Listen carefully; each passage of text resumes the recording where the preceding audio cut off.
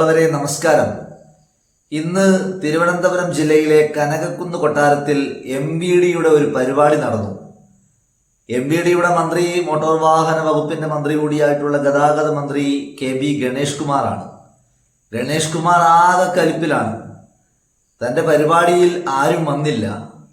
കനകക്കുന്ന് കൊട്ടാരത്തിൽ MVDയുടെ പ്രോഗ്രാമിൽ ആരും വരാത്തതിൽ പ്രതിഷേധിച്ചുകൊണ്ട് ഉദ്യോഗസ്ഥനെതിരെ ആഞ്ഞടിക്കുകയായിരുന്നു ഗണേഷ് കുമാർ. ഈ ഉദ്യോഗസ്ഥനെ അടിയന്തരമായിട്ട് നാളെ തന്നെ സർവീസിൽ നിന്നും സസ്പെൻഡ് ചെയ്യുമെന്നും തന്നെ കാണുവാൻ ആനയും അമ്പാരിയും ആയിട്ട് എതിരേൽക്കാത്തതിൽ ശക്തമായ പ്രതിഷേധം രേഖപ്പെടുത്തുന്നു എന്നൊക്കെയാണ് ഗണേഷ് കുമാറിന്റെ വാദം. ഗണേഷ് കുമാർ ഇന്ന് സംസ്ഥാനത്ത് ഏറ്റവും കൂടുതൽ കാര്യങ്ങൾ ചെയ്യുന്ന ഒരു മന്ത്രി എന്ന ഒരു ഇമേജ് സൃഷ്ടിച്ചെടുക്കുവാൻ വലിയ പരിശ്രമങ്ങൾ നടത്തുന്ന ഒരു വ്യക്തിയാണ്. നമ്മളൊരു കാര്യം മനസ്സിലാക്കുക, ചില ഭരണാധികാരികൾ കാര്യമായിട്ട് വലിയ പ്രവർത്തനങ്ങളൊന്നും നടത്തിയില്ലെങ്കിലും സമൂഹത്തിൽ വലിയ ഇമേജ് സൃഷ്ടിക്കുവാൻ അവർക്ക് സാധിക്കും. ഗണേഷ് കുമാർ വളരെ കൃത്യമായിട്ട് PR വർക്കുകൾ ഇവിടെ കേരളത്തിലെ അറിയപ്പെടുന്ന ചില PR ഏജൻസികളുടെയും ദൃശ്യമാധ്യമ രംഗത്തെ ചില ചാനലുകളുടെയും അതുപോലെ തന്നെ ചില പുത്തൻ യൂട്യൂബർമാരുടെയും സഹായത്തോടു കൂടി വലിയ ഇമേജ് സൃഷ്ടിച്ചെടുക്കുവാനുള്ള പരിശ്രമത്തിലാണ്. പിണറായി മന്ത്രിസഭയിലെ മന്ത്രിമാരെ എന്നല്ല നമുക്കറിയാം.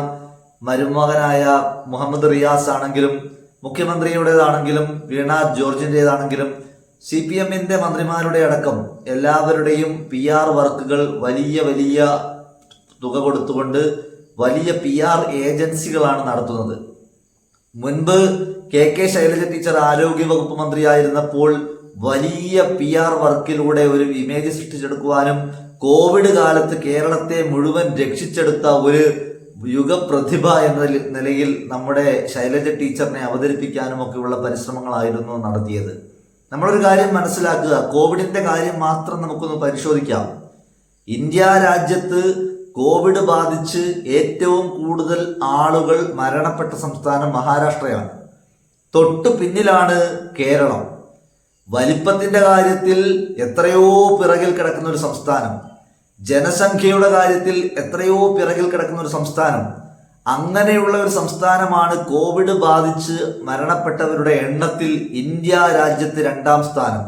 കോവിഡിൽ കേരള സംസ്ഥാനത്ത് പിണറായി മന്ത്രിസഭ LDF മന്ത്രിസഭ സമ്പൂർണമായിട്ടുള്ള ഒരു പരാജയമായിരുന്നു. പിണറായി വിജയൻ നേതൃത്വം കൊടുക്കുന്ന LDF മന്ത്രിസഭയുടെ കാലത്താണ് കോവിഡ് ബാധിച്ച് ഇന്ത്യയിൽ ഏറ്റവും കൂടുതൽ ആളുകൾ മരണപ്പെട്ട 2ാമത്തെ സംസ്ഥാനമായിട്ട് കേരളം മാറിയത്. അപ്പോൾ എന്നിട്ടും കോവിഡ് കാലത്ത് കേരളത്തെ രക്ഷിച്ചെടുത്ത മന്ത്രി എന്ന നിലയിൽ ശൈലജ ടീച്ചറുടെ പ്രമോഷനും പിണറായി വിജയന്റെ പത്രസമ്മേളനവും ആടിനും കുതിരയ്ക്കും അതുപോലെയുള്ള പക്ഷി മൃഗാദികൾക്കും ഒക്കെ വെള്ളം കൊടുക്കണമെന്നൊക്കെ പറഞ്ഞതൊക്കെ PR ഏജൻസികളുടെ ഉപദേശത്തിന്റെ അടിസ്ഥാനത്തിലാണ്. പൊതുവെ മുരടനും മനുഷ്യത്വരഹിതനുമായിട്ടുള്ള ഒരു മുഖ്യമന്ത്രി ഭരിക്കുന്ന നാട്ടിൽ അദ്ദേഹത്തെ ദയാലുവായിട്ടുള്ള കാരുണ്യവാനായിട്ടുള്ള ഭരണാധികാരി എന്ന് ചിത്രീകരിക്കുന്നതിന് വേണ്ടിയിട്ടാണ് ഇത്തരത്തിലുള്ള പരിശ്രമങ്ങളൊക്കെ നടത്തിയത്.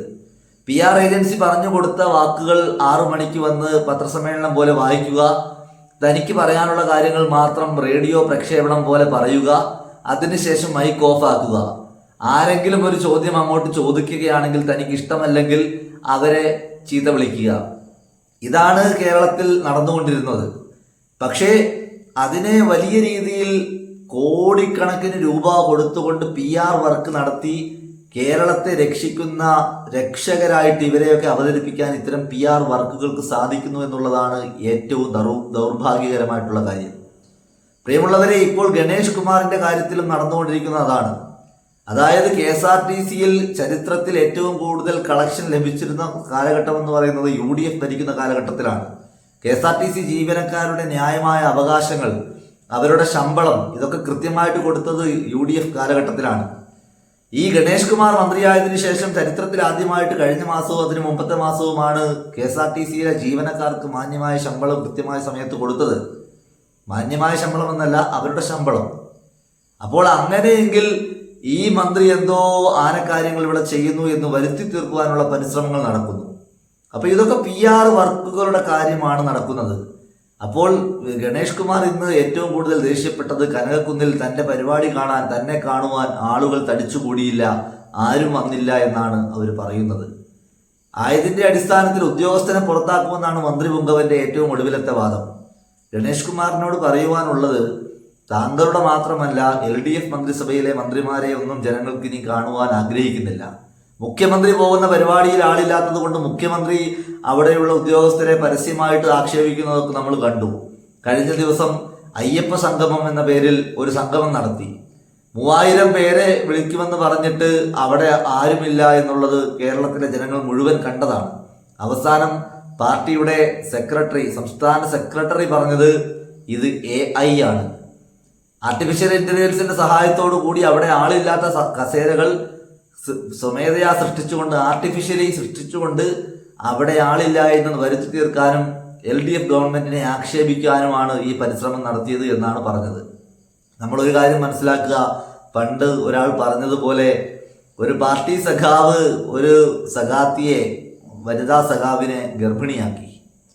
പാർട്ടി ഇതിനെപ്പറ്റി അന്വേഷിക്കാൻ അവസാനം വനിതാ സഖാവ് പാർട്ടിക്ക് പരാതി കൊടുത്തപ്പോൾ പാർട്ടി ഇതിനെപ്പറ്റി അന്വേഷണം